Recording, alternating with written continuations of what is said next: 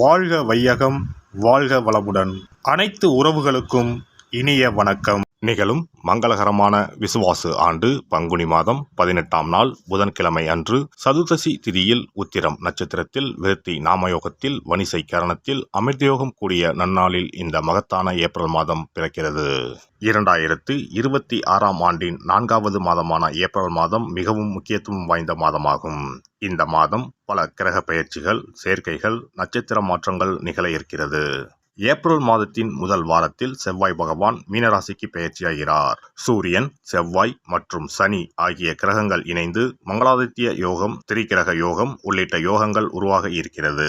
அதே போல சுக்கிர பகவான் ஏப்ரல் மாத தொடக்கத்தில் மேசராசியில் பெயர்ச்சியடைகிறார். மாத இறுதியில் ரிஷபராசிக்குள் பிரவேசமாகிறார். புதன் பகவான் ஏப்ரல் 11ஆம் தேதி மீனராசிக்குள் நுழைந்து சதுர்கிரக யோகத்தை உருவாக்குகிறார். ஏப்ரல் 14ஆம் தேதி சூரிய பகவான் மேசராசிக்கு பெயர்ச்சியடைந்து சுக்கிரனுடன் இணைந்து சுக்கிராதித்ய யோகத்தை உருவாக்குகிறார். ஏப்ரல் 17ஆம் தேதி சனி பகவான் உத்திரட்டாதி நட்சத்திரத்தின் 3ஆம் பாதத்தில் பிரவேசிக்கிறார். ஏப்ரல் 30ஆம் தேதி புதன் பகவான் மேசராசிக்குள் நுழைய இருக்கிறார். இந்த கிரகங்களின் அமைப்பினால் உங்கள் வாழ்வில் ஏற்படக்கூடிய சுப மற்றும் அசுப பலன்கள் என்ன என்பதனையும், அசுப பலன்கள் ஏற்படுமாயின் ராசிக்காரர்கள் செல்ல வேண்டிய கோவில் மற்றும் செய்ய வேண்டிய பரிகாரம் என்ன என்பதனை பற்றியும் விரிவாக காண்போம். பிறக்கப் போகும் இம்மாதத்தில் உங்கள் வாழ்வில் வளமும் நலமும் செல்வ செழிப்பும் பெற்று வாழ்வின் உயரிய நிலையை அடைய எல்லாம் வல்ல எம்பெருமானை வேண்டி விரும்பி கேட்டுக்கொள்கிறேன்.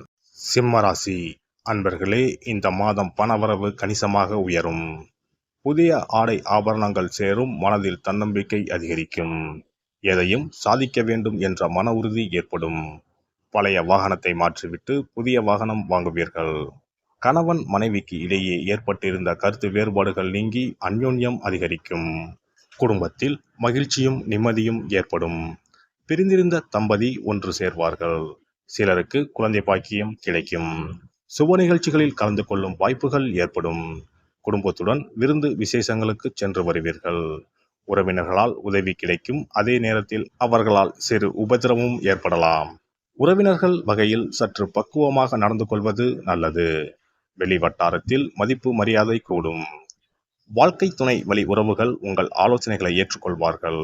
அவர்கள் மத்தியில் உங்கள் கௌரவம் உயரும். தந்தையுடன் மனஸ்தாபம் ஏற்பட வாய்ப்புள்ளதால் பொறுமையை கடைபிடிப்பது நல்லது. அலுவலகத்தில் இதுவரை இருந்து வந்த இறுக்கமான சூழ்நிலை மாறும். உங்கள் பணிகளில் சக ஊழியர்களின் ஒத்துழைப்பு கிடைக்கும். சிலருக்கு எதிர்பார்த்த பதவி உயர்வு, ஊதிய உயர்வு போன்ற சலுகைகள் கிடைக்கும். நிர்வாகத்தினிடம் எதிர்பார்த்த கோரிக்கைகள் நிறைவேறும். தொழில் மற்றும் வியாபாரத்தில் லாபம் சுமாராகத்தான் கிடைக்கும். மாத முற்பகுதியில் வீண் விரயம் ஏற்பட சாத்தியமுள்ளது. புதிய முயற்சிகளை தவிர்ப்பதுடன் வியாபாரத்தை விரிவுபடுத்தும் முயற்சிகளை தவிர்க்கவும். சக வியாபாரிகளால் மறைமுக போட்டிகளை சந்திக்க நேரலாம். குடும்பத்தை நிர்வகிக்கும் பெண்களுக்கு பல வகையிலும் முன்னேற்றம் தரும் மாதமாக இருக்கும். புகுந்த வீட்டு உறவினர்கள் மத்தியில் மதிப்பும் மரியாதையும் கூடும். கணவரின் பாராட்டுகள் கிடைக்கும். அலுவலகம் செல்லும் பெண்களுக்கு சிறப்பான பலன்கள் ஏற்படக்கூடும். எதிர்பார்த்த பதவி உயர்வு, ஊதிய உயர்வு கிடைக்கக்கூடும்.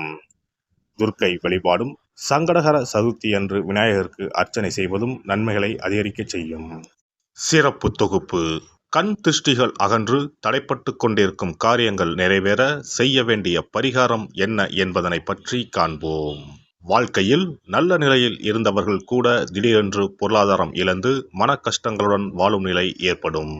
இந்த நிலை எதனால் ஏற்பட்டது என்று ஆராய்ந்து பார்த்தால் பெரும்பாலும் அவர்களின் மீதான கண் திருஷ்டிதான் காரணமாக இருக்கும்.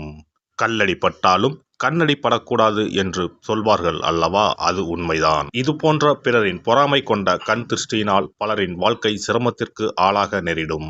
இது போன்ற கண் திருஷ்டிகளிலிருந்து எப்படி தப்பிப்பது? இருக்கவே இருக்கிறது எளிதாக கிடைக்கும் ஊமத்தஞ்செடி.